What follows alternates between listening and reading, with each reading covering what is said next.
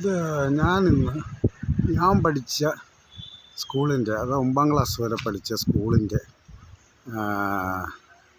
ഗ്രൗണ്ടിലേക്കാണ്, ആ പശ്ചാത്തലത്തിലേക്കാണ് പോകുന്നത്. ഒരു നൊസ്റ്റാൾജിയ ഇതുണ്ട് കേട്ടോ. ഏകദേശം 35 കൊല്ലം മുമ്പ് പഠിച്ചതാണ്. അവിടെ നിന്നൊരു ഫുട്ബോൾ മാച്ച് നടക്കുകയാണ്. അതും സ്കൂള് പശ്ചാത്തലമൊക്കെ കാണിച്ച് നമുക്ക് തുടങ്ങാം. പണ്ട് ഞാൻ പഠിച്ച ക്ലാസ് റൂമുകളാണ് കേട്ടോ ഇത്. ഈ ക്ലാസ് റൂമിലാണ് ഞാൻ ആദ്യം പഠിച്ചു തുടങ്ങുന്നത്. ഈ സ്കൂളിൻ്റെ അന്നത്തെ സിറ്റുവേഷനാണിത്.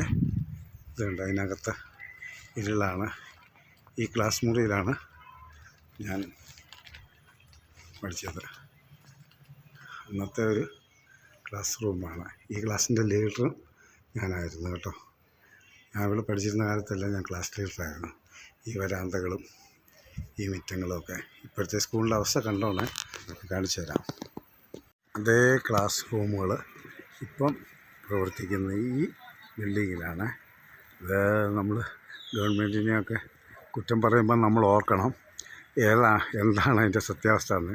ഇപ്പോൾ ഈ സ്കൂൾ ഞാനിരുന്ന ക്ലാസ് റൂമുകളുടെ ഇപ്പോഴത്തെ സ്ഥിതി ഇതാണ് കേട്ടോ. ഇത് VHSC ആണ്, അല്ല +2 ആണ്.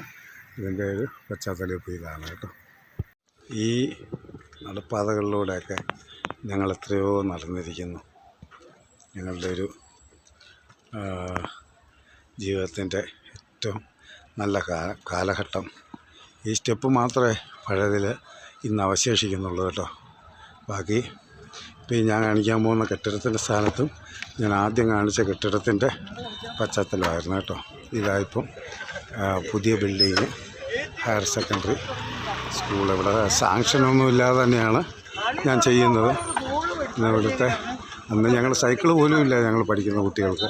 ഇതാണ് ഈ സ്കൂളിലെ ഇപ്പോഴത്തെ പശ്ചാത്തലം. ഇതാണ് ഞാൻ പഠിച്ച സ്കൂള്.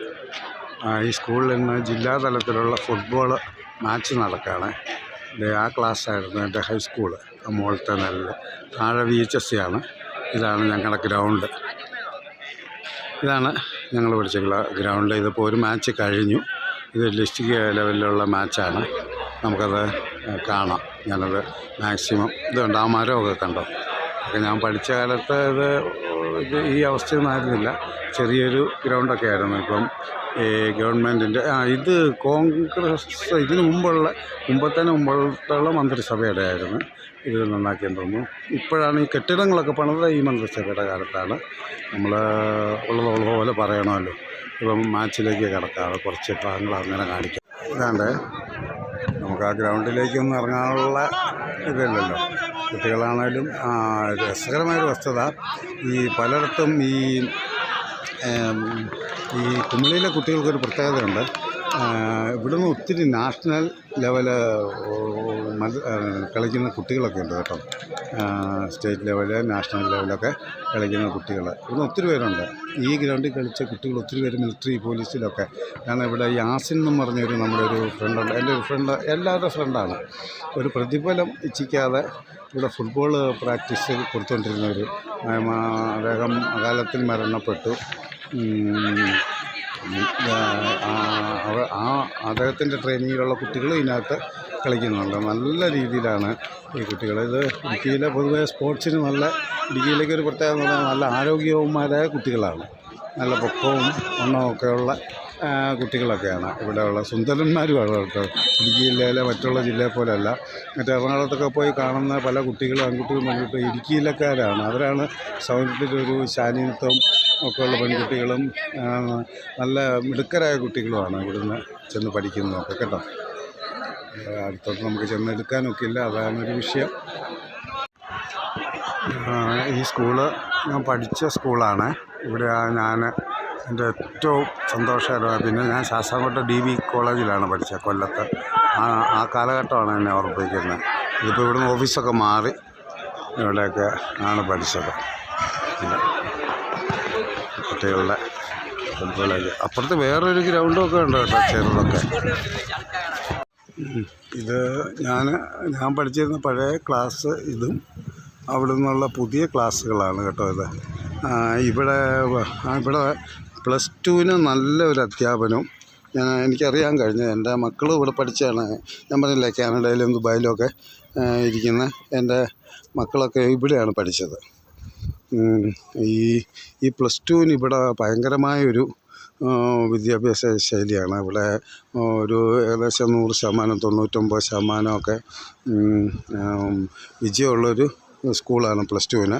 മറ്റേ ഞാൻ കേട്ടിട്ടുള്ളത് 10ാം ക്ലാസ് വരെ ഇവിടെ അമരാവതി എന്നും പറഞ്ഞൊരു സ്കൂളുണ്ട്. അമരാവതി സ്കൂൾ ഗവൺമെൻറ് സ്കൂളാണത്. ആ സ്കൂളിലാണ് ഏറ്റവും നല്ല പോലെ 10ാം ക്ലാസ് വരെയുള്ള വിദ്യാഭ്യാസം നടക്കുന്നതെന്നാണ് അറിവ്. അതിനുശേഷം ഇവിടെ ഈ കുമിളി സ്കൂളിലാണ്. ഇത് രണ്ടും അടുത്തടുത്ത് 2 കിലോമീറ്ററിനടുത്തുള്ള സ്കൂളുകളാണ് കേട്ടോ. അപ്പോൾ ഇങ്ങനെയൊരു പ്രത്യേകതയുണ്ട്. ഫ്രാങ്കായിട്ടങ്ങ് പറയുന്നേ ഉള്ളൂ കേട്ടോ. ഇതാണ് കേട്ടോ വൊക്കേഷണൽ ഹയർ സെക്കൻഡറി സ്കൂൾ കേട്ടോ. ഇതാണ് നല്ല അധ്യാപനമാണ് കേട്ടോ. ഇന്ന് നമ്മൾ കുമിളി സ്കൂളിനെ കുറിച്ചാണ് ചെയ്തത്. അവിടെ TTC ഉണ്ട്, VHSC ഉണ്ട്, അവിടെ പ്ലസ് 2 ഉണ്ട്. അങ്ങനെയുള്ള ഒത്തിരി മേന്മയുള്ളൊരു സ്കൂളാണ്. ഞാൻ പഠിച്ച സ്കൂളാണ് 9ാം ക്ലാസ് വരെ. അതിനുശേഷം ഇടുക്കി വാഴത്തോപ്പ് സെൻറ്റ് ജോർജ് സ്കൂളിലാണ് പഠിച്ചത്. അങ്ങനെയൊക്കെയുള്ള ഒത്തിരി പ്രത്യേകതകളുള്ളതുകൊണ്ട് ഇതെനിക്ക് നൊസ്റ്റാൾജിയ വരുന്നത്. ഇതിപ്പം ഡിസ്ട്രിക്റ്റിൻ്റെ അല്ല, സബ് ഡിസ്ട്രിക്റ്റിൻ്റെ ഫുട്ബോൾ മത്സരമാണ് നടന്നത്. വലിയ ഗ്രൗണ്ടുണ്ട് ഇവിടെ. ഇവിടെ വേറൊരു രസം, പണ്ട് കാലത്തൊരു സ്കെൽട്ടൻ ഇവിടെ ഇരിപ്പുണ്ട് കുട്ടികൾക്ക് പഠിക്കാനായിട്ട്. അതുവരെ ഇവിടെയുള്ള ഒരു സ്കൂളാണ്. നല്ല സ്നേഹത്തോടെ അധ്യാപകർ ഇടപെടുകയും ഇവിടെ നല്ല വിജയശതമാനമുണ്ട് ഒരു പ്രൈവറ്റ് സ്കൂളിനേക്കാൾ ഒക്കെ ഉണ്ട്. ഇതൊക്കെയാണ് എനിക്ക് പ്രത്യേകിച്ച് പറയാനുള്ളത്. നന്ദി, നമസ്കാരം.